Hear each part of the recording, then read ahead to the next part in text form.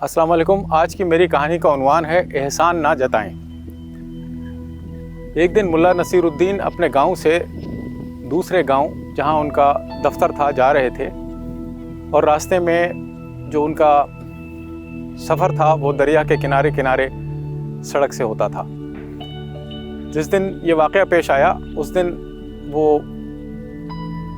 जाते जाते गलती से उनका पैर केले के छिलके पर पड़ गया। किसी ने केला खाकर वहाँ फेंक दिया था बजाय इसके कि वो उसको पूरी तरह से डिस्पोज ऑफ करता। जैसे ही मुल्ला नसीरुद्दीन का पैर उस केले के छिलके पर पड़ा वो फिसले और ऐन जब वो पानी में गिरने लगे थे, एक पीछे चलने वाला मुसाफिर जो अच्छा खासा तनोमंद था उसने फुर्ती से मुल्ला नसीरुद्दीन को पकड़ लिया और उनको दरिया में गिरने से बचा लिया। मुल्ला नसीरुद्दीन ने उसका बेहद शुक्रिया अदा किया और कहा कि अगर आप मुझे ना बचाते तो मेरे सारे कपड़े गीले हो जाते, मैं अपने दफ्तर से भी लेट हो जाता। आप बहुत बहुत ममनून हूँ। खैर ये रस्मी बातें करके और शुक्रिया अदा करके वो अपने दफ्तर चले गए।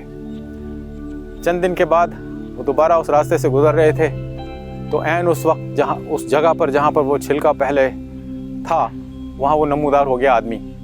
उसने कहा, आपको याद है आप यहाँ आए थे, आप फिसलने लगे थे, मैंने आपको बचाया और इस तरह से आपको गिरने से बचा लिया और आपने मेरा बहुत शुक्रिया अदा किया था। उन्होंने कहा, हाँ मैं बिल्कुल याद है, बहुत शुक्रिया आपका। और फिर अपने दफ्तर चले गए। इस तरह 3-4 दिन के बाद मुल्ला नसीरुद्दीन के लिए उनकी ज़िंदगी अजाब हो गई। वो इस तरह से अजाब हो गई कि जब भी उस रास्ते से गुजरते वो शख्स कहीं ना कहीं से नमूदार हो जाता और वो ये उनको बावर कराता कि याद है आपको वो दिन जिस दिन आप गिरने लगे थे तो मैंने आपको बचाया था। मुल्ला नसीरुद्दीन ने रास्ता बदल दिया, दूसरे रास्ते से जाने लगे क्योंकि वहाँ वो शख्स मिल जाता था। लेकिन वो रास्ता इतना लंबा था कि वो अपने दफ्तर में फिर लेट होने लगे तो लामहला उनको वही रास्ता लेना पड़ा जिस रास्ते से वो पहले गुजरते थे। वहाँ पहुँचे तो फिर वो आदमी उनको मिल जाता था। उनकी ज़िंदगी अजीरन हो गई। एक दिन उन्होंने प्लान बनाया। जब वो अपने दफ्तर के लिए निकले और ऐन उस वक्त पहुँचे जहाँ पर वो केले का छिलका गिरा हुआ था और वो गिरने वाले थे तो वो आदमी फिर से नमूदार हो गया और वही बातें करने लगा कि आपको याद है। मुल्ला नसीरुद्दीन ने जैसे ही उसे देखा उन्होंने झट से दरिया में छलांग मार दी और पूरा दरिया के अंदर भीग गए। उनका सर बस पानी से इतना ऊपर था। उसके बाद उन्होंने उस शख्स को मुखातिब किया। उन्होंने कहा, देखो भाई, जिस दिन तुमने मुझे बचाया था, अगर तुम ना बचाते तो मेरा वो हाल होता जो इस वक्त है कि मैं बिल्कुल भीग जाता, मेरा पानी में सिर्फ सर होता, बाकी सर तन जो है पानी के नीचे होता। अब मेरा तुम्हारा हिसाब बराबर हुआ। अब खुदा के वास्ते अपना यह एहसान मुझ पर ना जताया करो। तो ये तो थी एक कहानी, लेकिन इसमें बहुत ही गहरा सबक हमारे लिए वो ये है, और ख़ास तौर पे चूँकि हम मुसलमान हैं, हमारी दीनी रिक्वायरमेंट है कि अगर हम अल्लाह की खातिर किसी पर एहसान करते हैं तो उसे जताएं ना। ये इंसान की कमज़ोरी है कि जब वो कोई अच्छा काम करता है तो वो चाहता है कि दूसरों को पता लगे। वो जा के बताता है कि मैंने ये काम किया और इस तरह से वो दाद भी हासिल करता है और शायद उसका ये भी मतलब हो कि लोग भी इस तरह से करें। लेकिन अक्सर लोग ये भूल जाते हैं कि जिस आदमी को उन्होंने मदद की हुई होती है उसकी डिग्निटी भी है, उसकी भी इज़्ज़त है, उसकी पर्दादारी भी बहुत ज़रूरी है।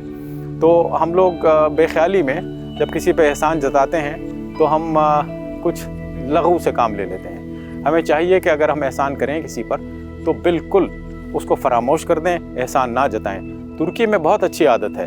तुर्की में लोग जब किसी की मदद करना चाहते हैं, ख़ास तौर पर खाने पीने के मामलात में, तो वो जब कोई चीज़ किसी मुस्तहिक़ इंसान के लिए देना चाहते हैं तो वो उसको बिल्कुल उसकी डिग्निटी इस हद तक मलहूज़ रखते हैं कि उसको देखते भी नहीं हैं। उन्होंने अपने घर के बाहर एक मखसूस जगह पर एक हैंगर की तरह जो एक ढांचा बना होता है उसके ऊपर वो जाकर अपनी रोटी का लिफाफा रख देते हैं। जिस आदमी को भी ज़रूरत होती है वो देखता है कि ये रोटी यहाँ रखी हुई है, वो आता है और लेके चला जाता है। ना देने वाले को ये पता होता है कि किसने लिया, न लेने वाले को पता होता है कि किसने दिया।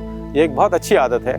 इसलिए अगर हम कोई एहसान करते हैं खुदा की खातिर तो हमें ये बात मलहूज़ रखनी चाहिए कि इसकी पर्दादारी बहुत ज़रूरी है। तो अगर हमारा दायां हाथ कोई चैरिटी देता है तो इस तरह खामोशी से दें कि बाएं हाथ को पता ना लगे, क्योंकि इसमें ही उसकी डिग्निटी महफूज रहती है। जिस आदमी ने आपसे ये चीज़ ली है और आपका अल्लाह भी आपसे खुश होता है कि आपने इसको अपनी तशहीर और अपने गुरूर के लिए नहीं किया बल्कि उसके लिए किया। ہاں اگر یہ منظور ہو کہ دوسرے لوگ آپ کی ترغیب کریں اور اس نیت کی خاطر سے آپ کسی کام کو ظاہر کرنا چاہیں تو اس حد تک الاؤ ہے، اللہ تعالیٰ نیتوں کو جانتا ہے، لیکن یہ بہت ضروری ہے کہ جب ہم احسان کریں تو اس کو کبھی نہ جتائیں۔